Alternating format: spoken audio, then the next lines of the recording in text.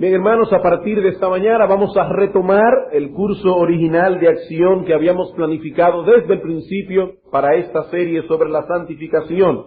Recuerden que estamos en estos momentos tratando con los medios corporativos de santificación, es decir, aquellos medios que fluyen en el contexto de nuestra interacción con el pueblo de Dios. Hace unos domingos atrás usamos una ilustración para entender eso de medios corporativos y medios individuales.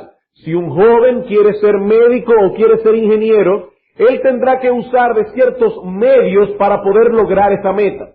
Algunos de esos medios van a ser individuales. Él tendrá que estudiar, quemarse la pestaña, estudiando libros de medicina, estudiando libros de ingeniería, si quiere ser ingeniero. Y esos son medios individuales para lograr la meta que él se ha propuesto. Pero también tendrá que usar de medios corporativos. Él tendrá que ir a una universidad, sentarse en un aula con muchos otros estudiantes para escuchar a un profesor para dar su materia, porque de lo contrario él no va a poder ser un buen médico ni un buen ingeniero. Así que tenemos que usar medios individuales, tenemos que usar medios corporativos, y es lo mismo que ocurre con la santificación. Si queremos ser santos, tenemos que ser responsables en el uso de los medios que Dios ha provisto para ser santos. Algunos de esos medios son individuales, otros son corporativos, y estamos estudiando en estos momentos los medios corporativos. Y tanto en el primer estudio que dimos sobre esos medios de santificación, así como en los tres siguientes, acerca de lo que significa ser miembro de una iglesia local, hemos dejado claramente establecido la enorme importancia que tiene nuestra involucración con la iglesia en nuestra santificación personal. Hemos dicho ya que en ningún lugar la Escritura reconoce una vida aislada y solitaria de santidad. Es decir, una especie de santidad, hágalo usted solo. Esa santidad no existe en la palabra de Dios. La Biblia no reconoce tal tipo de santidad. Desde el mismo momento en que fuimos unidos salvíficamente a Cristo, fuimos igualmente unidos vitalmente a la iglesia, que es su cuerpo. Y así como ningún miembro del cuerpo humano puede desarrollarse aparte del cuerpo al que pertenece, de igual forma ningún creyente puede desarrollarse aparte de la iglesia. Hermanos, un brazo, por ejemplo, el brazo de Cassius Clay o el brazo de Mike Tyson puede ser un brazo saludable, fuerte, vigoroso, férreo, pero yo le aseguro que si usted le corta un brazo a Mike Tyson, inmediatamente ese brazo comenzará a secarse y terminará podrido, por más fuerte y vigoroso y saludable que esté en el momento que lo cortaron. Y lo mismo ocurre con un creyente. Nadie se puede desarrollar aparte del cuerpo al cual ha sido vitalmente unido. Y en los estudios que hemos visto hasta ahora, hemos establecido la importancia del culto de adoración como uno de los medios corporativos y el deber que tiene todo creyente de congregarse fielmente con el pueblo de Dios. En Hebreos capítulo 10, versículo 25, dice el apóstol: no se dejen de congregar como algunos tienen por costumbre. Y veíamos el domingo pasado que es un pecado grave, muy grave a los ojos del Señor, dejar de congregarse con la iglesia fielmente los domingos en los cultos, a menos que no sea por una causa justificada. Alguien puede estarse preguntando ahora: ¿y cómo funciona todo esto en lo que respecta a nuestra santificación personal? Bueno, ya veo que la Escritura pone mucho énfasis en esto, pero aún no comprendo cuál es la mecánica del asunto. ¿Cuál es la mecánica? ¿Cómo funciona eso? Usted puede, por ejemplo, llegar todos los días a su casa, darle a un botoncito en la televisión y usted sabe que va a salir una imagen en la televisión. Usted sabe eso. Ahora, quizás si alguien le pregunta a usted cómo funciona eso, usted diría con honestidad: yo realmente no entiendo ni pío cómo es que esa imagen llega ahí. Ahora, yo sí sé que tan pronto yo le doy a un botón, la imagen sale en la pantalla. De igual manera, un creyente puede decir: está bien, me has convencido, entiendo que el culto de adoración es importante para crecer en santidad, pero todavía no entiendo por qué. Yo no entiendo la mecánica del asunto, no entiendo cómo funciona esto. Y lo que vamos a hacer a partir de este momento es comenzar a explicar precisamente cómo el asistir a los cultos y tener interacción con el pueblo de Dios repercute en bien de mi santidad personal. Debo aclarar, hermanos, que los cristianos no tenemos que entender para obedecer. Yo no debo entender primero cómo funciona una cosa para obedecerla. El hecho mismo de que Dios me diga a mí, no te dejes de congregar, ya para mí debe ser suficiente. Pero Dios en su bondad muchas veces nos da explicaciones para que nosotros podamos obedecerle con inteligencia. Y en este caso vamos a explicar cómo funciona el participar con el pueblo de Dios en nuestra santidad personal. Y para ello vamos a Hechos capítulo 2, versículos 41 y 42, que es el texto que vamos a estar estudiando, tanto en la mañana como en la tarde y el domingo en la mañana siguiente. Hechos 2, 42, aunque debemos leer a partir del versículo 41 para poder ver el contexto del pasaje. Lucas nos está narrando aquí la historia de la iglesia primitiva, lo que ocurrió el día de Pentecostés cuando el Espíritu Santo vino sobre los primeros creyentes. Y dice aquí en el versículo 41, así que los que recibieron su palabra fueron bautizados, pero no se quedaron siendo cada uno independiente, no, se añadieron aquel día como 3,000 personas, inmediatamente fueron unidos a Cristo, fueron unidos a la iglesia. ¿Y qué hacían ellos como miembros de la iglesia? Dice aquí, y perseveraban en la doctrina de los apóstoles, en la comunión unos con otros, en el partimiento del pan y en las oraciones. Y ya vimos en un mensaje anterior que la palabra perseveraban significa literalmente persistir en adherirse a una cosa o estar intensamente comprometido con algo. Eso es el significado literal de la palabra que Lucas usa allí. Es decir, que los hermanos de la iglesia en Jerusalén desde el principio estaban comprometidos, adheridos a esos 4 elementos que aparecen en nuestro texto y que vamos a explicar separadamente. Aunque no podemos hacer una explicación muy amplia de cada uno de ellos, vamos a limitarnos a ver cómo cada uno de esos elementos contribuye a nuestra santificación personal. Eso es todo lo que vamos a ver. Cómo cada uno de esos elementos que aparecen allí contribuyen a nuestra santificación personal. Y vamos a comenzar en esta mañana con el primero de esos elementos. Dice el texto que los hermanos de la iglesia en Jerusalén perseveraban en la doctrina de los apóstoles. Y es interesante notar el hecho de que el texto mencione primeramente la doctrina de los apóstoles. Que el texto mencione primeramente lo que habría de ser el fundamento sobre el cual sería edificado todo el resto. Para los niños que están aquí, ustedes seguramente han escuchado la historia de los 2 hombres, aquellos que querían edificar una casa. Había un hombre necio y un hombre sabio. El hombre necio construyó su casa sobre la arena. ¿Y qué pasó? Dice que vinieron lluvias, vinieron ríos, los vientos y tumbaron la casa. El hombre sabio edificó su casa sobre la roca. Vinieron ríos, vinieron lluvias, vientos, pero la casa permaneció. ¿Por qué? Porque estaba fundamentada sobre un cimiento seguro, sobre un fundamento seguro. Bueno, pues la iglesia debe estar edificada sobre una roca, sobre un fundamento seguro, y ese fundamento es la doctrina de los apóstoles. Porque el Señor Jesucristo escogió a los apóstoles para que éstos pusieran los cimientos o los fundamentos sobre los cuales Él edificaría su iglesia. Vamos a ver algunos textos rápidamente. Juan capítulo 14, versículo 26. Juan capítulo 14, versículo 26. Es importante enfatizar que el Señor eligió a los apóstoles para eso, no a nadie más. Así que si alguien viene en el día de hoy diciendo que el Señor le dio una nueva revelación, usted debe rechazar esa revelación. Porque la única revelación que Dios ha prometido darnos, nos la dará a través de los apóstoles, que ya murieron, por cierto, hace muchos años atrás. Dice en Juan capítulo 14, versículo 26, hablando a los apóstoles, mas el Consolador, el Espíritu Santo, a quien el Padre enviará en mi nombre, Él os enseñará a ellos todas las cosas y os recordará todo lo que yo os he dicho.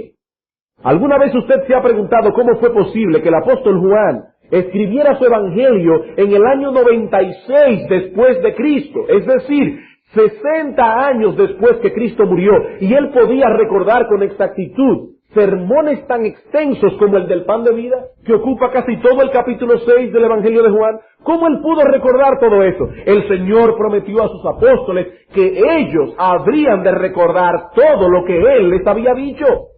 Juan capítulo 16, versículo 13. Otra promesa a los apóstoles. Pero cuando venga el Espíritu de verdad, Él los guiará a toda la verdad, porque no hablará por su propia cuenta, sino que hablará todo lo que oyere y os hará saber las cosas que habrán de venir. Hubo una serie de verdades que Cristo mismo nos reveló cuando estaba en la tierra, pero Él prometió a sus apóstoles: el Espíritu Santo os guiará al resto de la verdad que la iglesia necesita para existir. Efesios capítulo 2. Versículo 19 al 20, el apóstol Pablo compara la iglesia con un edificio. Y como todo edificio debe tener un fundamento, dice él allí en el versículo 19, allá no sois extranjeros ni advenedizos, sino conciudadanos de los santos y miembros de la familia de Dios, edificados sobre el fundamento de los apóstoles y profetas, siendo la principal piedra del ángulo Jesucristo mismo. Ese era el fundamento de la iglesia. La revelación de apóstoles y profetas. Alguien preguntará: ¿y por qué profetas? Bueno, porque los apóstoles no estaban presentes en todas y cada una de las iglesias de aquel tiempo. Y muchas veces los hermanos de una iglesia tenían una inquietud doctrinal y no tenían un apóstol para resolverla. Entonces Dios dio a la iglesia un don temporal de profecía, donde un hermano se paraba y decía: Dios me ha revelado que en cuanto a esa discusión doctrinal que ustedes tienen, esta es la verdad. Pero cuando el Nuevo Testamento se terminó de escribir, ya ese don terminó de ser necesario en la vida de la iglesia. Los mismos apóstoles estaban conscientes de su propia inspiración divina. Cuando Pablo escribió a los tesalonicenses, les dice: damos gracias a Dios, que cuando recibisteis la palabra de Dios que oísteis de nosotros, la recibisteis no como palabra de hombres, sino según es en verdad la palabra de Dios que actúa en vosotros los creyentes. Y un último texto que quiero buscarles al respecto: Judas, el único capítulo que tiene, versículo 3. Judas, versículo 3.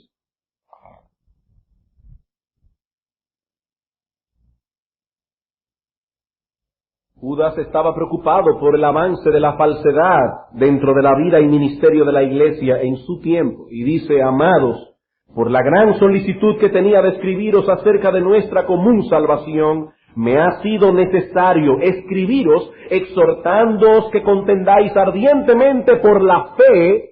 Y cuando la Biblia habla de la fe con un artículo, la fe está refiriéndose a ese conjunto de doctrina que conforma nuestra fe. Y dice Judas: contiendan ardientemente por ese conjunto de doctrina que ha sido una vez, no muchas veces, una vez dada a los santos. Y el autor de este libro se ocupó en usar lo que en griego se llama un tiempo aoristo, que quiere decir algo que ocurrió una vez por todas, para siempre. Dice Judas: contiendan ardientemente por esa doctrina que una vez y para siempre fue revelada por Dios. ¿Por medio de quiénes? Versículo 17. Pero vosotros, amados, tened memoria de las palabras que antes fueron dichas por los apóstoles de nuestro Señor Jesucristo. No que cualquiera salga por allí diciendo: anoche tuve un sueño, Dios me dio una revelación, yo vi una visión. Hermanos, eso es falsedad, herejía, mentira. La única revelación sobre la cual Cristo ha de edificar su iglesia es la revelación que el Señor dio a sus discípulos en su palabra, por medio de los apóstoles. Por eso hay tantas sectas por allí, porque todos los días sale un profeta nuevo diciendo: Dios me reveló. No, Dios nos reveló ya nada más. Todo lo que Dios tenía que decir lo dijo en su palabra a través de la revelación de los apóstoles. Y los hermanos de la iglesia primitiva comprendieron eso desde el principio. Ellos sabían que la enseñanza de los apóstoles poseía un sello autoritativo, palabra de Dios. Por eso cuando ocurre el problema de las viudas en Hechos capítulo 6, ¿qué dicen los apóstoles? No es justo que nosotros ahora descuidemos la predicación de la palabra para atender a las viudas, y por eso surgen los diáconos en la iglesia. Ellos entendían que la exposición de la palabra era de vital importancia para la iglesia. Ellos perseveraban, dice el texto de Lucas, Hechos 2:42, perseveraban, se adherían persistentemente a la instrucción oral que los apóstoles impartían públicamente a los creyentes en Jerusalén. Recuerden, hermanos, que cuando Lucas escribió Hechos 2:42, los hermanos de la iglesia no tenían el Nuevo Testamento. O sea que aquí cuando dice perseveraban en la doctrina de los apóstoles, no era que los hermanos individualmente estudiaban la Biblia, porque el Nuevo Testamento no estaba escrito. Lo que está diciendo allí es que ellos perseveraban en la instrucción oral que daban los apóstoles en los cultos de adoración de la iglesia primitiva. Así que aquí en Hechos 2:42 tenemos un cuadro de la vida corporativa de los cristianos en sus primeros días. Ellos se instruían corporativamente de la verdad que Dios revelaba a su iglesia a través de los apóstoles. Y esta verdad, hermanos, es de gran importancia en el tema que estamos tratando. ¿Saben por qué? Porque no hay santidad aparte de la verdad. Recuerden eso. No existe santidad aparte de la verdad. No existe santidad. Por esa razón, nosotros notamos la interacción que existe entre la comprensión de la verdad y el crecimiento en santidad. ¿Qué dice el Salmo 119, versículos 9 y 11? ¿Con qué limpiará el joven su camino? Con guardar tu palabra. Y en otro texto dice, en mi corazón he guardado tus dichos para no pecar contra ti. No existe santidad aparte de la verdad. Cuando el Señor Jesucristo oraba en Juan 17:17 por sus apóstoles y su iglesia, dice, Padre, santifícalos en tu verdad, tu palabra es verdad. ¿Cuál sería el medio de santificación? La verdad. Pero aquí no estamos hablando simplemente de perseverar en la verdad. Perseverar en la verdad es importante. No existe santidad sin verdad. De hecho, me voy a ir más lejos, tampoco existe verdad sin santidad. ¿Saben por qué? Porque cuando una persona conoce la verdad, pero no vive conforme a ella, no tiene una buena conciencia. ¿Y qué nos dice Pablo en 1 Timoteo capítulo 1, versículo 19 con respecto a Himeneo y Alejandro? Que ellos apostataron de la verdad porque no tenían una buena conciencia delante de Dios. Ellos no vivían conforme a la verdad que creían y terminaron apostatando de la fe. No existe verdad sin santidad. No existe santidad sin verdad. Pero repito, aquí no estamos hablando simplemente de perseverar en la verdad, sino de perseverar en la instrucción pública de dicha verdad. Estamos hablando aquí, por el contexto de nuestro pasaje, de perseverar en la instrucción pública de la verdad presentada al pueblo de Dios por aquellos hombres a quienes Dios divinamente ha cualificado y llamado para esa tarea. Eso no quiere decir de ningún modo que los creyentes no deben perseverar individualmente en el estudio de la verdad. No, vamos a ver en un mensaje posterior, cuando estudiemos los medios individuales de santificación, que es importante que el creyente se instruya personalmente en la verdad. Pero resulta obvio, hermanos, que el contexto de este pasaje es el de la enseñanza de la doctrina apostólica como parte de la actividad corporativa de la vida de la iglesia. Y debemos ser enfáticos en este punto, hermanos. Enfáticos. A Dios le ha placido salvar a los creyentes por la locura de la predicación. Dice Pablo en Romanos, la fe viene por el oír. No dice Pablo que la fe viene por el leer. La Escritura dice que la fe viene por el oír. Ya sé que alguien debe estar pensando, pero yo conozco creyentes que se han convertido leyendo sin haber escuchado una predicación. Sí, hermanos, Dios es soberano y esos son las excepciones que confirman siempre una regla. Pero generalmente Dios ha establecido salvar a los hombres por la locura de la predicación oral. La fe viene por el oír. A Dios le plugo que la semilla de la fe fuera colocada en nuestros corazones al escuchar la presentación del Evangelio por medio de hombres de carne y hueso igual que nosotros. Primera de Pedro, capítulo 1. Primera carta de Pedro, capítulo 1, versículos 23 al 25. Dice el apóstol Pedro, siendo renacidos, es decir, habiendo renacido de nuevo, no de simiente corruptible, sino de incorruptible por medio de la palabra de Dios que vive y permanece para siempre. La palabra de Dios es la semilla que fecunda la fe, porque toda carne es como hierba y toda la gloria del hombre como la flor de la hierba. La hierba se seca, la flor se cae, pero la palabra del Señor permanece para siempre. ¿Pero a qué palabra se refiere nuestro texto? ¿A la palabra escrita? No. A la palabra predicada, versículo 25 al final. Y esta es la palabra que por el Evangelio os ha sido anunciada. Cuando el apóstol Pedro dice aquí que la palabra es la semilla que Dios usa para generar fe en el corazón de los perdidos, se está refiriendo a la palabra predicada. Bien, hermanos, esa no es toda la verdad. No solamente a Dios le ha placido implantar la fe por medio de la palabra predicada, sino que también le ha placido nutrir y fortalecer esa fe a través del mismo instrumento. A Dios le ha placido fortalecer y nutrir esa fe a través del mismo instrumento. ¿Qué sigue diciendo Pedro? Recuerden el contexto, es la palabra predicada. Y dice, desechando pues toda malicia, todo engaño, hipocresía, envidias y todas las detracciones, desead como niños recién nacidos la leche espiritual no adulterada, para que por ella crezcáis para salvación. ¿Cuál es la leche espiritual no adulterada? La que es presentada verbalmente por maestros que predican sin error la palabra de Dios. Predicación. Es por eso, hermanos, que Dios concede una honra tan especial a la tarea de exponer públicamente la Escritura. Dios le concede una honra especial. En 1 Timoteo 5:17 dice el apóstol Pablo, a los ancianos que gobiernan bien, que sean tenidos por dignos de doble honor. Pero dice, especialmente, ¿quiénes? Los que trabajan, laboran en predicar y enseñar. Hay una honra especial que Dios ha puesto en la predicación pública de la palabra. Dice, todos los pastores que gobiernan bien deben ser tenidos por doble honor, dignos de doble honor, pero especialmente, mayormente, los que laboran en esa tarea, en predicar y enseñar.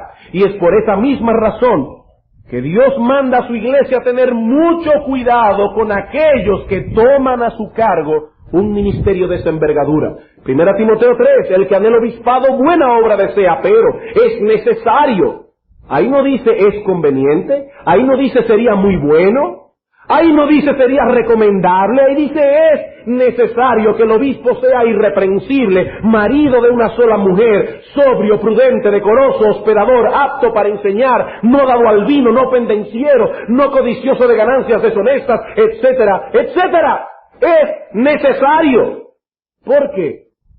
Por la enorme responsabilidad que tiene un hombre cuando expone la palabra de Dios.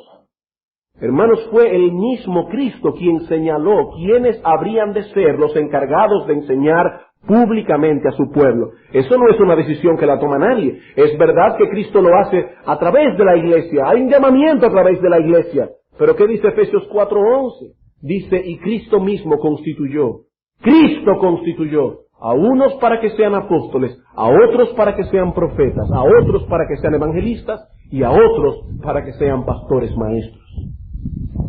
Cristo mismo tomó esa decisión. Me sorprendí mucho, aunque estoy de acuerdo con él, pero me sorprendí por la forma vehemente que él lo dijo cuando oí que el pastor Martin dijo en una ocasión, estoy convencido de que para un nuevo convertido, el asistir fielmente a la predicación pública es un ejercicio más necesario aún que las devociones privadas. Voy a repetir eso otra vez. Dice Pastor Martin, estoy convencido de que para un nuevo convertido el asistir fielmente a la predicación pública es un ejercicio más necesario aún que las devociones privadas. Hermanos, el nuevo convertido debe leer su palabra todos los días. Debe tener sus devociones privadas. Aquí no estamos minimizando eso. Estamos hablando de algo que es más necesario. El nuevo convertido no tiene de momento todas las herramientas necesarias a la mano para una exégesis adecuada y profunda de la palabra de Dios. No la tiene. De hecho, difícilmente un hermano maduro de la iglesia, maduro, de muchos años en la fe, que hasta cierto punto posea esas herramientas. Es maduro el hermano y hasta cierto punto posee las herramientas de hermenéutica para hacer una exégesis profunda de la palabra de Dios. Difícilmente ese hermano va a poseer el tiempo que requiere una exégesis profunda y cuidadosa de la Escritura. Difícilmente. Eso no quiere decir que las devociones privadas no sean importantes, pero podemos decir con toda seguridad que una depende de la otra. Una depende de la otra. Es a través de la exposición pública de la Escritura, por medio de hombres cualificados por Dios para ellos, que somos preparados individualmente para nuestros estudios personales de la palabra de Dios. Una cosa me va a preparar para la otra. Hermanos, penosamente esta verdad no siempre se ha enfatizado debidamente. Y eso es penoso. No siempre se le ha dado a esa verdad el lugar que corresponde dentro de la doctrina de la santificación. Dios ha elegido la predicación pública de su palabra como el método por excelencia para salvar las almas y para edificarlas. Pablo es un buen ejemplo de alguien que comprendió a plenitud esta verdad. La mayor parte del Nuevo Testamento fue escrita por el apóstol Pablo. La mayor parte. De los 27 libros que componen el Nuevo Testamento, por lo menos 11 las escribió Pablo. 12 si él escribió la carta a los hebreos, que eso se tiene en duda. Sin embargo, cuando el apóstol Pablo pensaba en sí mismo, él no se veía primariamente como un escritor inspirado. Él se veía a sí mismo primariamente como un predicador. En 1 Corintios, donde los hermanos estaban divididos diciendo, yo soy de Pablo, yo soy de Apolos, yo soy de Cefas, dice Pablo, ¿acaso alguien aquí se ha bautizado en el nombre de Pablo? ¿No somos más bien creyentes en Cristo? Y dice él, pues no me envió Cristo a bautizar, sino a predicar el Evangelio. No dice Cristo me envió a escribir el Nuevo Testamento, dice Cristo me envió a predicar, porque cuando Pablo se veía a sí mismo, se veía primariamente no como un apóstol, sino como un predicador. Y en Efesios capítulo 3, versículo 8 dice, a mí, que soy menos que el más pequeño de todos los santos, me fue dada esta gracia. ¿Cuál gracia? La de anunciar públicamente entre los gentiles el Evangelio de las inescrutables riquezas de Cristo. ¿Qué gracia se me ha concedido? No solamente escribir el Nuevo Testamento, no, se me ha concedido una gracia mayor. La de anunciar públicamente las inescrutables riquezas del Evangelio de Cristo.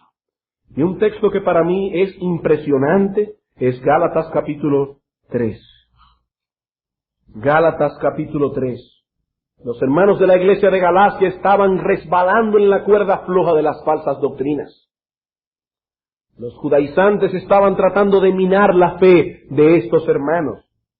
¿Y qué les dice Pablo con un tono de dureza a estos hermanos de la iglesia de Gálatas? Dice, oh Gálatas insensatos, necios, fatuos, ¿quién os fascinó para no obedecer a la verdad?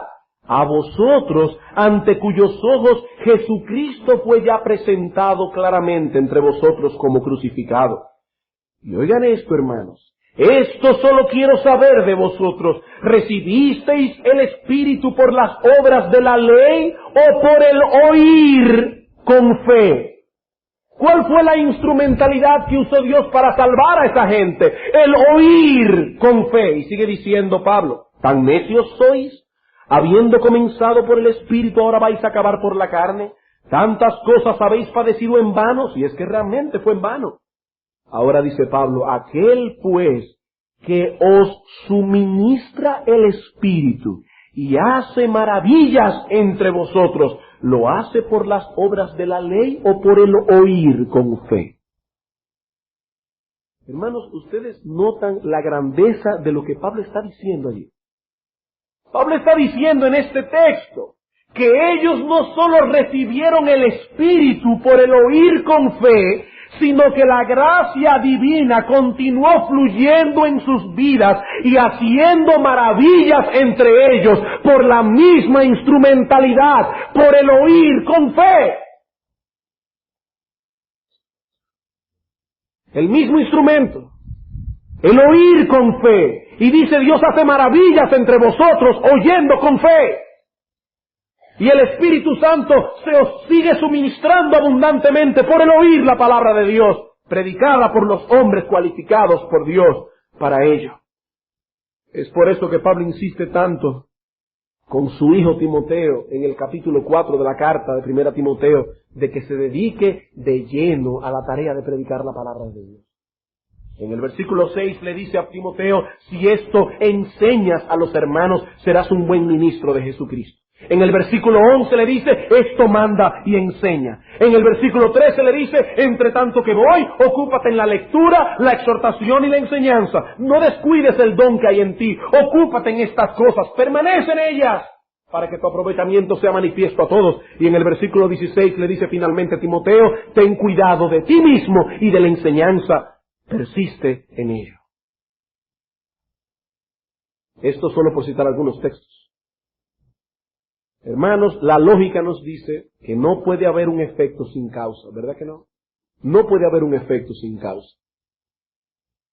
De acuerdo con la Escritura, no puede haber santidad, en este caso es el efecto, donde no hay comprensión de la verdad, que es la causa. Y no puede haber comprensión de la verdad a menos que no hagamos un uso responsable e inteligente de los medios que Dios ha provisto para ello. Y como creo que hemos podido ver, dentro de esos medios, la exposición pública de la palabra, por medio de hombres llamados y cualificados por Dios para ello, ocupa un lugar preponderante. Dentro de esos medios que Dios ha establecido, para que nosotros comprendamos la verdad, la predicación de la palabra de Dios por hombres cualificados y llamados por Dios para ello, ocupa un lugar preponderante. Como decía anteriormente, no siempre nos es dado saber el porqué de cada cosa que Dios hace o determina. Pero en el caso en particular de la predicación de la palabra, no nos resulta difícil saber por qué Dios ha elegido este método por encima de los otros. ¿Por qué es tan importante? ¿Por qué Dios eligió este método? Créanme, hermanos, que yo podría citar por lo menos 8 o 9 razones. Por amor a vosotros les voy a dar solamente 4. En primer lugar, porque el púlpito es un medio que nos humilla. El púlpito es un medio que nos humilla, nos sitúa delante de otro ser humano igual que nosotros, llevándonos a aprender por medio de él. Ay, hermanos, cuánto nos gustaría sentir que no debemos nada a nadie por nuestro crecimiento en santidad. Resulta chocante y embarazoso escuchar ese tipo de personas que siempre están hablando de sus logros. Y que conste que lo hice solo. Nadie me ayudó, no le debo nada a nadie. ¿Cuánto nos gustaría pensar que no debemos nada a nadie por nuestro crecimiento en santidad? Pero el púlpito nos recuerda todo el tiempo que no somos autosuficientes. ¿Y cuántas veces venimos a la iglesia y el predicador anuncia que va a predicar de Juan 3:16? Y dice, ¿qué más puedo yo aprender de Juan 3:16 si me lo sé de memoria desde que estoy en la escuela dominical? De tal manera amó Dios al mundo, etcétera, etcétera. Y cuando uno se sienta allí, escucha al predicador y ve Juan 3:16 en una perspectiva que en su vida la había visto antes, eso nos humilla, porque uno dice, ¿cuántas veces he pasado por encima de Juan 3:16 y nunca había visto tantas cosas? Y ahí está el Espíritu Santo diciéndote, porque tú no eres autosuficiente. Ni el mismo predicador es autosuficiente. Por eso a cada rato decimos, ustedes son testigos de que es así, hermanos, no estamos siendo originales en la exposición de este mensaje. Nosotros escuchamos a otro predicador que ya predicó sobre eso.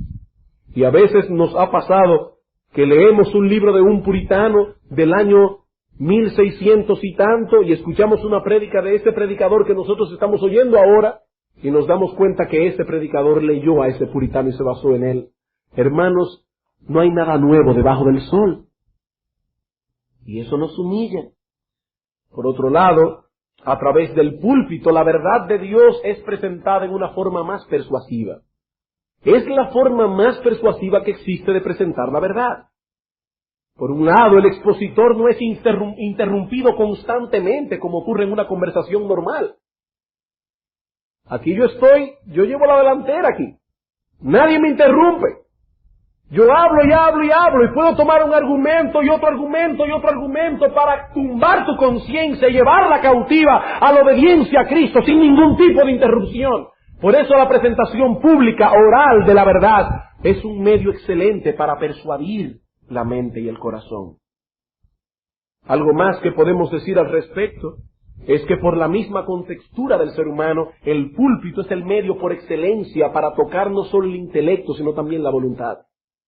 Recuerden que nosotros somos intelecto, voluntad y emociones o sentimientos. Y la presentación viva de la verdad de Dios por un instrumento de carne y hueso como nosotros, que realmente está Él envuelto en la verdad que está presentando, es el medio más efectivo para afectar a los que escuchen. Yo siempre recuerdo esa historia de Hume, el ateo. Historia que ustedes han oído antes. Él va presuroso por la calle a escuchar a Whitefield predicando y un amigo le dice, ¿a dónde vas tan apresurado? Y dice él, voy a escuchar a Whitefield predicar. Hume iba mucho a oír a Whitefield predicando en Londres. Y alguien le dijo, pero ¿cómo sería posible que tú vayas a oír a Whitefield si tú no crees en lo que él está predicando? Y Hume le respondió, sí, pero él sí lo cree. Y eso afectaba a Hume, dice, él sí lo cree. Es un hombre que está realmente comprometido con la verdad que está presentando. Y cuando uno ve a un hombre de carne y hueso como nosotros, pero envuelto en su intelecto, voluntad y emociones, con la verdad que está presentando, eso afecta a nuestro intelecto, nuestra voluntad y nuestras emociones. Y una ventaja más que podemos citar aquí es que a través de la predicación pública, toda la iglesia es orientada al mismo tiempo. Toda la iglesia. Usted puede estar leyendo un libro en su casa y otro hermano otro, pero cuando se predica la palabra de Dios, toda la iglesia es aconsejada, amonestada, instruida, alentada, redarguida a una sola vez. Créanme que podría citar otras ventajas, pero viendo el reloj, pienso que estas son suficientes para convencernos de que nuestro Dios es sabio cuando toma un curso de acción en vez de otro. Por eso no nos debemos extrañar cuando al leer la historia de la iglesia nos damos cuenta que siempre que la iglesia de Cristo fue avivada, fue en medio de una sana y poderosa predicación. Nunca encontraremos en la historia de la iglesia una cosa sin la otra. Siempre que Dios avivaba su iglesia, era en el contexto de una sana y poderosa predicación por medio de sanos y poderosos predicadores. Y todo esto pone un enorme peso, hermanos, créanmelo, sobre aquellos a quienes Dios ha llamado para la sagrada tarea de exponer a su pueblo su palabra. Piensen por un momento en la responsabilidad que tiene un hombre que se para en este púlpito. Hermanos, es nuestra la responsabilidad de estudiar cuidadosamente la Escritura para arribar a una comprensión exacta de la mente de Dios. ¿Qué fue lo que el autor divino quiso decir en ese texto específicamente? Luego de eso debemos orar porque su Santo Espíritu no solo nos ilumine para comprender el significado del texto, porque eso no es todo, sino también para extraer de él la aplicación que es pertinente primero para nuestras vidas y luego para la vida de los demás. Como decía John Owen, nadie predica un sermón bien a otros hasta que no se lo predica bien a sí mismo. Es decir, que tenemos la responsabilidad de extraer el significado del texto, pero no solo eso, sino ir delante del trono de Dios a suplicarle que su Santo Espíritu nos ilumine para entender cómo se aplica esta verdad, primero a nuestros propios corazones y luego a la vida y ministerio de la iglesia. Pero todavía no se ha acabado el asunto. Ahora tenemos que continuar orando para decidir cuál es la mejor manera de presentar esa verdad. La manera que pueda ser más claramente entendida por los que escuchan. Y la manera que pueda atrapar más violentamente sus conciencias para comprometerlos con la verdad de Dios. Qué enorme responsabilidad. Pero ¿saben una cosa? No toda la responsabilidad es nuestra. No toda la responsabilidad es nuestra.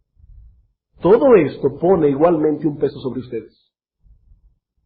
Todo esto que estamos diciendo acerca de la importancia del púlpito pone un peso sobre ustedes como congregación, porque es vuestra la responsabilidad de exponerse fiel y regularmente a la palabra predicada. Esa es vuestra responsabilidad. Por eso decíamos el domingo pasado que es un grave pecado dejar de ir al culto. Es vuestra la responsabilidad de exponerse fiel y regularmente a la palabra de Dios, pero no solo eso, sino de exponerse de tal manera que pueda ser provechoso para vuestros corazones. En una ocasión el Señor Jesucristo dijo a sus discípulos, a ellos, haced que os penetren bien en los oídos estas palabras. ¿Oyeron bien, hermanos? Esa es tu responsabilidad. Dice Cristo, haced que os penetren bien en los oídos estas palabras. Y en Lucas capítulo 8 el Señor dice a los discípulos, mirad pues cómo oís. Miren bien cómo es que van a exponerse a la predicación pública de la palabra. Y para ayudarles al respecto, permítanme traspasar a ustedes una serie de directrices extraída del Directorio Cristiano de Richard Baxter acerca de cómo escuchar la palabra de Dios predicada en una forma más provechosa. Aquí vemos otra vez lo que les decía al principio, nadie es original.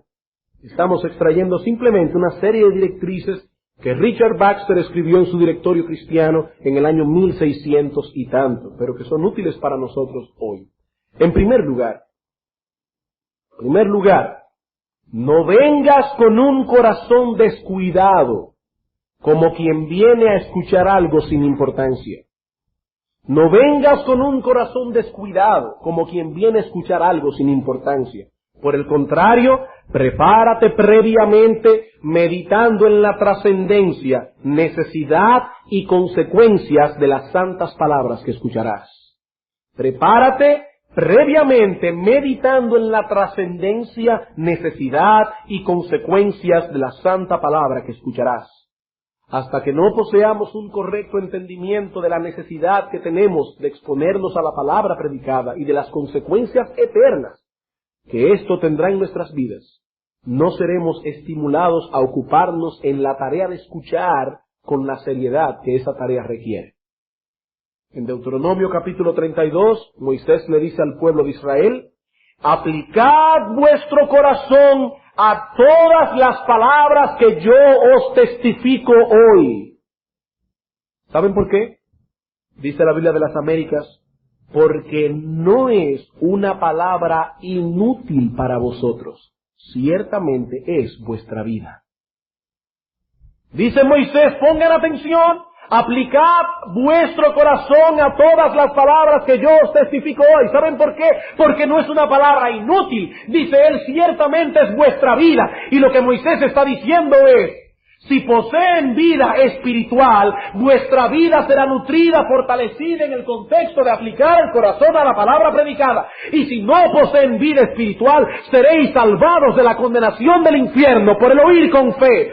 Aplicad vuestro corazón. No es una cosa inútil lo que están oyendo, es vuestra vida la que depende de ello. Una forma de evaluarnos a nosotros mismos en cuanto a la importancia que estamos dando a la palabra de Dios predicada es la seriedad con que cumplimos el deber de orar por el predicador. Pablo dice constantemente, oren por mí para que me sea dada sabiduría para saber cómo debo exponer la palabra. Era Pablo que lo pedía. Cuando un hermano de la iglesia no acostumbra a orar por sus predicadores, está revelando con ello que él cree que la capacidad del predicador es mayor que la tarea que está haciendo. Pero cuando una persona comprende la seriedad de la tarea que ese pobre hombre y miserable está haciendo, entonces eso mueve al hermano a orar fervientemente, oh Señor, ayuda al predicador. Y así tú vas a evaluarte si de verdad tú estás tomando en serio la predicación de la palabra. Tú oras por el predicador. Tú entiendes que la capacidad de este pobre miserable no se compara con la grandeza de la responsabilidad que Dios ha puesto sobre sus hombros. Segundo, no permitas que la pereza mental o pensamientos vanos distraigan tu atención. No permitas que la pereza mental o pensamientos vanos distraigan tu atención. Hermanos, si no ponemos atención a lo que se está predicando, ¿cómo podremos entender? Y si no podemos entender, ¿cómo podremos ser beneficiados de la verdad que está siendo predicada? Es verdad, Dios ha decretado que su pueblo sería santificado por medio de la verdad, pero la verdad expuesta no actúa como una fórmula mágica sobre nosotros. Nosotros tenemos que entenderla. Proverbios capítulo 2. Proverbios capítulo 2.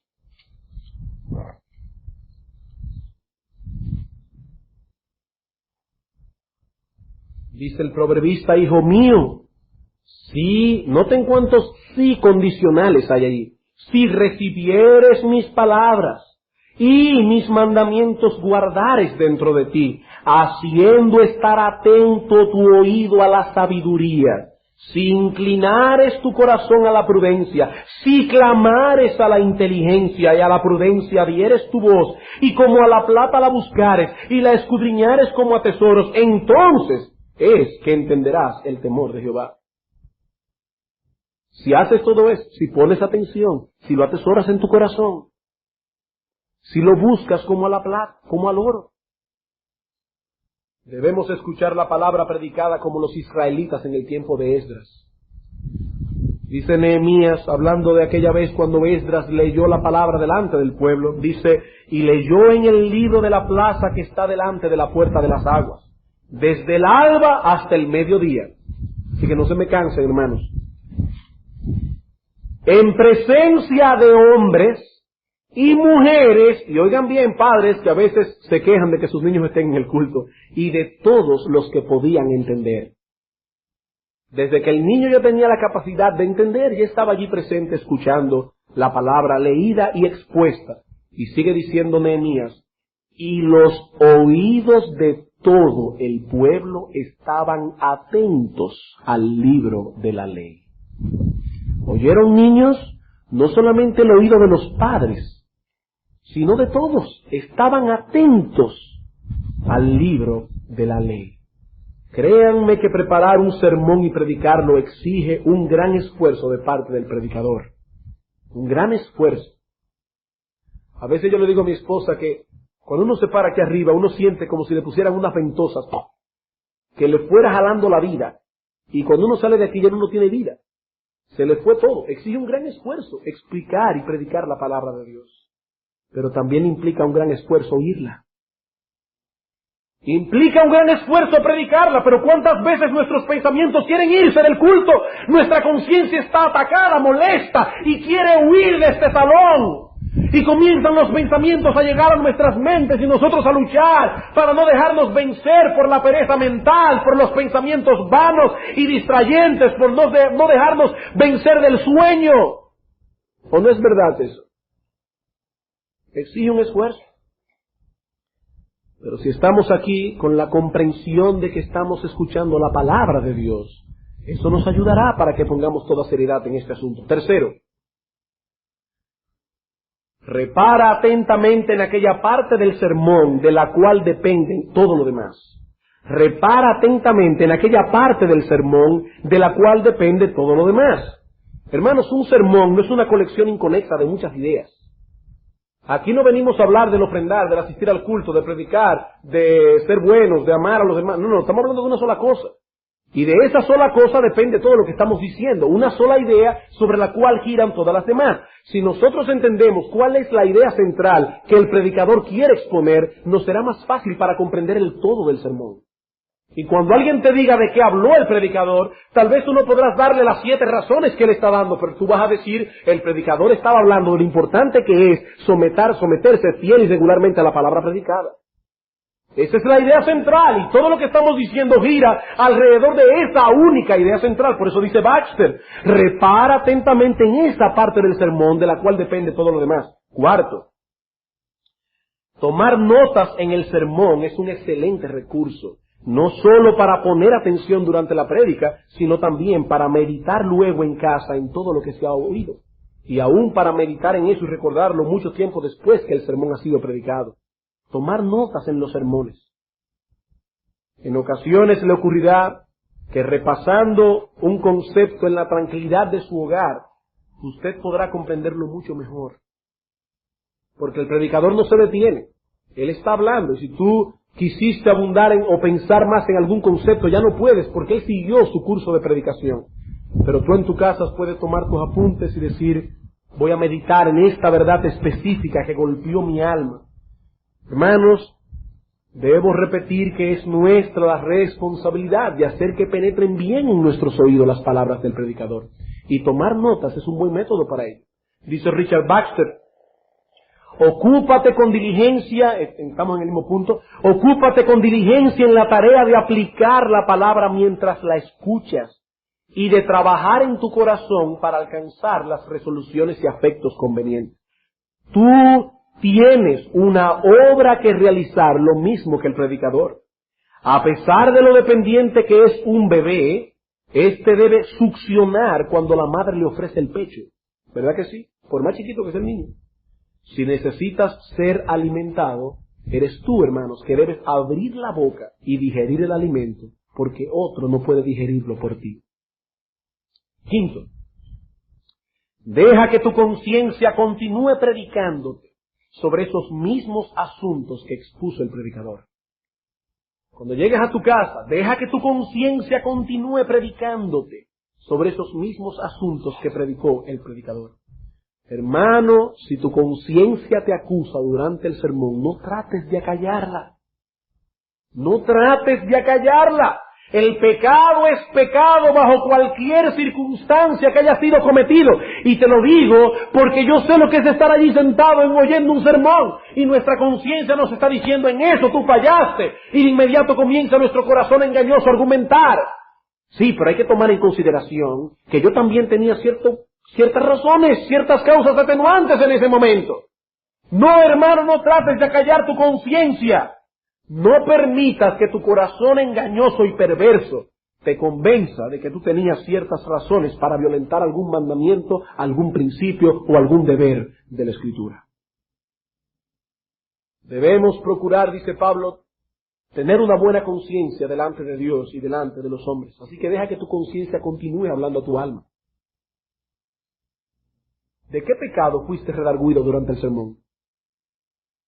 ¿Cuál deber estabas descuidando que te diste cuenta mientras el predicador estuvo exponiendo la palabra? Sexto, conectado íntimamente con esto. Luego que has escuchado a la voz de tu conciencia, debes hacer tres cosas. Primero, arrepiéntete de tu pecado. Arrepiéntete de tu pecado. Ve al trono de la gracia, huye a Cristo y confiésalo no en una forma general, sino particular. Señor, esta mañana o esta tarde, habiendo oído la predicación de tu palabra, he sido redarguido de pecado y vengo delante de ti a confesarte que he faltado en esto y en esto. Una de las señales de que el alma está declinando espiritualmente es que el creyente comienza a confesar sus pecados en forma general. Perdóname, Señor, si en algo te he faltado. ¿Cómo que si en algo te he faltado? Los pecados no se confiesan de ese modo. Arrepiéntete de tu pecado en una forma particular y específica. Segundo, medita en las razones que dio el predicador. Por eso es bueno notar. Medita en las razones que dio el predicador. El domingo pasado, Señor, fui convencido de pecado porque muchas veces yo he faltado a los cultos y no ha sido por una causa justa. Y el predicador dio 5 razones de por qué no se debía faltar a los cultos. Medita en ellas. ¿Sabe por qué? Porque esas razones están dadas por el predicador para derribar argumentos y toda altivez que se levanta contra la obediencia a Dios. Nosotros somos seres humanos también y sabemos cómo funciona el alma. Y así como tu alma argumenta, la mía también. Y cuando el predicador está dando argumentos, es para ponerte contra la espada y la pared y no dejarte absuelto bajo ningún concepto. Medita en ello, porque te ayuda para que tu conciencia no se salga con la suya. O mejor dicho, tu corazón, para que tu conciencia sea la que triunfe. Y tercero, toma resoluciones prácticas. Toma resoluciones prácticas inmediatamente. No solo debes escuchar la conciencia, que es un amigo que Dios ha colocado en nosotros para evaluar nuestras acciones, sino que también debes tomar las resoluciones pertinentes. De ese modo, la predicación de la palabra hará en ti la obra para la cual fue enviada, que no fue solamente para instruirte y redarguirte, sino también para corregir. Santiago, capítulo 2. Muchas veces leemos este texto como si Santiago estuviera hablando de la lectura personal de la palabra de Dios. Pero no es así. aunque se puede aplicar, claro está. Pero su aplicación primaria es al escuchar la palabra predicada. Dice Santiago 1:21, por lo cual, desechando toda inmundicia y abundancia de malicia, recibid con mansedumbre la palabra implantada, la cual puede salvar vuestras almas. Pero sed hacedores de la palabra y no tan solamente lectores. No. Y no tan solamente oidores, engañándoos a vosotros mismos. Porque si alguno es lector, oidor de la palabra, pero no hacedor de ella, este es semejante al hombre que considera en un espejo su rostro natural, porque él se considera a sí mismo y se va y luego se olvida cómo era. Mas el que mira atentamente en la perfecta ley, la de la libertad, y persevera en ella, no siendo oidor olvidadizo, sino hacedor de la obra, éste será feliz, bienaventurado en todo lo que hace. ¿Quién es el que mira atentamente en la ley?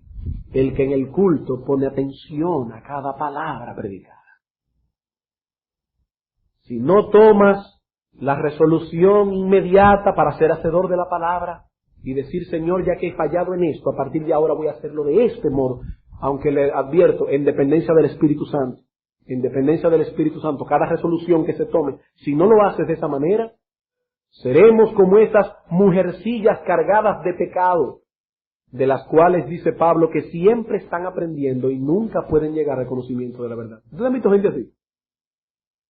Dice Pablo, esas mujercillas cargadas de pecado siempre están aprendiendo y nunca pueden llegar al conocimiento de la verdad. ¿Por qué? Porque son oidores, pero no hacedores de la palabra. Y finalmente, no sé si voy por el sexto o el séptimo, pero el que sea, dice aquí, procura asociarte íntimamente con aquellos cristianos cuyas vidas e intereses espirituales puedan ser un estímulo para ti en el cumplimiento de tus deberes espirituales.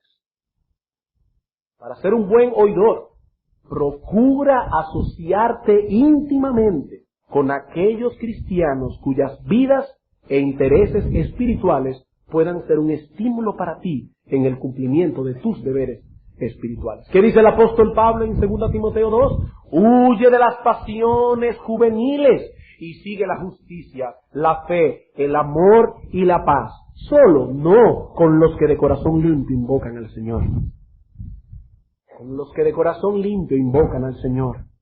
Ya hemos dicho en un sermón anterior que debemos estar disponibles para todos nuestros hermanos en la fe. Eso es cierto.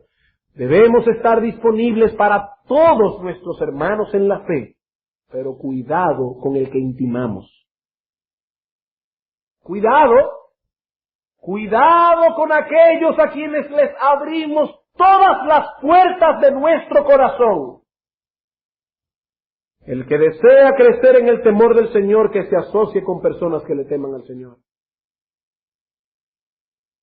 Con hermanos que a pesar de sus luchas, evidencian un fuerte deseo de conformar sus vidas a la voluntad revelada por Dios en su palabra. Por eso dice el salmista claramente y sin ambajes, compañero soy yo de todos los que te temen y guardan tus mandamientos. David no era compañero de todo el mundo, dice él, compañero soy yo solamente de los que te temen y de los que guardan tus mandamientos. Hermanos, es penoso ver cómo muchas veces las compañías inadecuadas repercuten negativamente en el aprovechamiento de los sermones que escuchamos en el día del Señor en la iglesia. Durante el tiempo que estuvimos allí sentados, nuestra conciencia nos acusaba y vimos claramente que debíamos tomar ciertas resoluciones a la luz de lo que el predicador estaba presentando.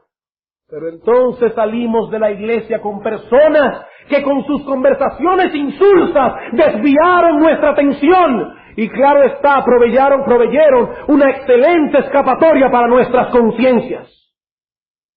Allí estaba la conciencia acusándonos fuertemente, pero nos fuimos de la iglesia a una pizzería, comenzamos a hablar de cosas insulsas y nuestra conciencia olvidó la presión que el Espíritu Santo le había puesto.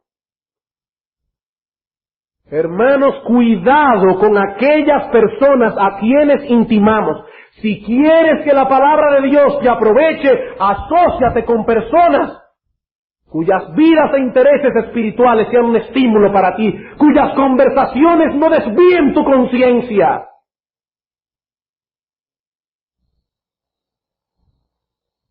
Bien, hermanos, no podremos crecer en santidad si no podemos comprender la verdad. Y no podemos comprender la verdad a menos que hagamos un uso responsable e inteligente de los medios que Dios nos ha provisto para ello. Y como hemos visto hoy, dentro de esos medios, la exposición pública de la palabra ocupa un lugar preponderante.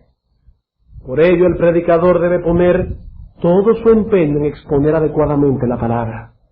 Pero los hermanos de la iglesia deben poner todo su empeño en escucharla adecuadamente también. Y quiero concluir leyendo una cita de Gardiner Spring, un famoso y poderoso predicador del siglo pasado, que escribió un libro que se titula El poder del púlpito. Penosamente no está en español. Pero dice ese famoso predicador: ese púlpito, con cuánta amargura será recordado por los millones de perdidos. Ese santuario y ese hombre de Dios, muchos reprobados en la prisión de la desesperanza, exclamarán: me advirtieron sobre esta terrible inmortalidad, pero no escuché su admonición. El púlpito sagrado me habló sobre la redención a través de la sangre de Jesús, pero desprecié su mensaje y pisoteé la sangre del pacto con mis pies. Eso dice el hombre allá en el infierno. Hubiera sido feliz y en los mismos términos condescendientes y de gracia que aquellos que ahora veo a la diestra de Dios. Pero no vine a Cristo para que tuviera vida, y ahora estoy perdido. ¡Oh, qué terrible este infierno eterno! Ese púlpito, ¿cómo agrava mis miserias? ¿Por qué me habló a mí, sino para añadir ascuas a estas llamas? Sin embargo, habrán otros que recordará la influencia del púlpito con agradecimiento y alabanza y adoración a Él, quien a través de la locura de la predicación salva a los que creen. La casa de Dios, ¿cuántos la recordarán en el cielo? Ese púlpito que me contempló desde que era un niño, que me enseñó cuando era un ignorante y me reclamó para sí cuando vagaba, que me recordó mi maldad y me dijo todo aquello que había hecho, que me habló de mi inmortalidad y me hizo temblar y llorar, nunca podrá ser borrado de mi mente. Ese púlpito que me dijo del amor del Salvador y de cómo sangró y murió y esperó con fortaleza en su sufrimiento para que pudiera aceptar su gracia salvadora. Ese púlpito que me confortaba cuando estaba deprimido y me alegraba en mis fatigas, que disipaba mis decepciones, que me ayudó a escapar del lazo del cazador, que me dio el pan de vida cuando estaba hambriento y cuando estaba sediento me dio beber de las aguas de la salvación, que trajo sus mensajes de paz a mi lecho de sufrimiento, que alivió mi adolorida cabeza y cuando estaba muriendo me dijo que no dejara mi corazón angustiarse. Ese púlpito, muchos que están ahora en la gloria dicen, me advirtió de la fiera prisión del más allá y me dirigió a estas mansiones en la casa de mi Padre. Hermanos, qué privilegio tenemos todos nosotros de poder libremente, sin persecuciones de ningún tipo, reunirnos en el día del Señor a escuchar la exposición de la palabra del Señor, domingo tras domingo. Vamos a orar.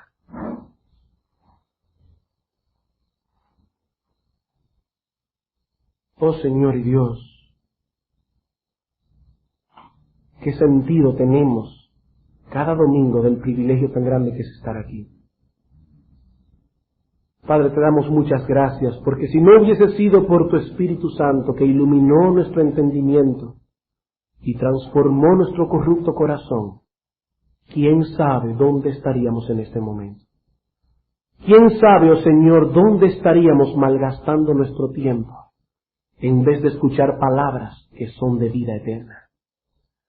Padre, gracias por la libertad religiosa de la que gozamos en nuestra nación. Gracias, Padre, porque libremente podemos reunirnos alrededor del púlpito cada domingo y escuchar tu palabra. Ayúdanos ahora, oh Señor, a irnos a nuestros hogares lidiando con nuestras conciencias delante de ti, examinándonos, para que podamos tener una conciencia limpia, no solo delante de ti, sino también delante de los hombres. Y tráenos esta tarde a seguir escuchando palabra tuya, con un corazón abierto y obediente. Te lo suplicamos en Jesús. Amén.